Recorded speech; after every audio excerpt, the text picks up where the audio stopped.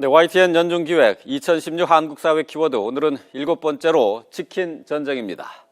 한 집 건너서 치킨집이라는 말이 나올 정도로 치킨집은 치열한 경쟁을 벌이고 있는 업종으로 우리 사회 자영업 실태를 대변하고 있습니다. 취업 못한 젊은이들, 또 직장에서 나온 중장년층들, 자영업에 몰리지만은 이들 중 절반가량은 3년 내에 문을 닫아야 할 만큼 경쟁은 치열합니다. 치킨집의 생존 경쟁을 통해서 우리나라 자영업의 현실을 들여다봤습니다. 홍성욱 기자입니다. 상권이 형성된 곳마다 빠지지 않는 것이 치킨집입니다. 100m가 되지 않는 거리인데도 10곳. 치킨집이 얼마나 많은지 포털 사이트에 검색해봤습니다. 점으로 표시된 곳이 모두 치킨집인데 3만 6천여 곳에 달합니다. 세계적인 패스트푸드 가맹점 맥도날드의 전 세계 매장 수보다 국내 치킨집의 수가 더 많다고 합니다. 끊임없이 창업이 이어지고 있기 때문인데요. 때문에 이런 말들까지 생겨나고 있습니다. 마냥 웃을 수만은 없는 말들인데 국내 치킨집의 실태를 여실히 보여주고 있습니다. 당연히 경쟁이 심하고 폐업하는 치킨집의 수도 계속해서 늘어나고 있습니다. 그렇다면 이 치킨집의 경쟁이 얼마나 심한지 한번 직접 확인해 보도록 하겠습니다. 신촌의 한 치킨집입니다. 안녕하세요.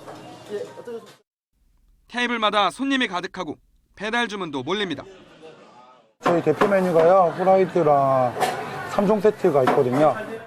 주문과 함께 주방이 분주해집니다.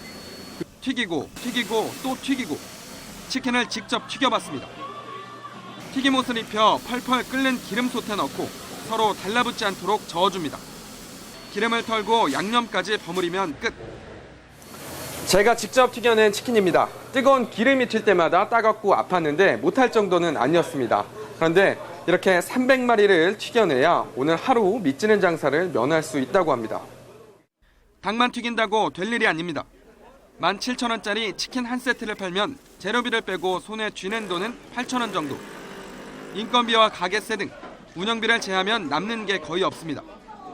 하루 수백 마리를 팔아도 큰 돈을 벌기 쉽지 않다는 얘기입니다. 같은 상권에 있는 30여 곳의 치킨집과 경쟁도 극복해야 할 과제입니다. 소상공인진흥공단의 상가 과밀지수입니다. 색이 짙을수록 과밀이 심하다는 뜻인데 경쟁이 덜한 곳 찾기가 쉽지 않습니다. 다른 업종도 사정은 다르지 않습니다. 어제는 치킨집들이 많으니까 나눠 먹기죠. 옛날에는 100손님이 있는데 한 가게에서 50씩 나눠 먹어서 나눠서 손님을 가져갔는데 지금은 10개, 20개가 되면 뭐 3, 4개 있을까 말까고. 하지만 창업 열풍은 여전하고 대기업 가맹점까지 꾸역꾸역 밀려들고 있습니다. 문을 닫는 곳도 많습니다. 실제로 창업 후 3년 내 폐업률이 가장 높은 업종이 치킨집이었습니다.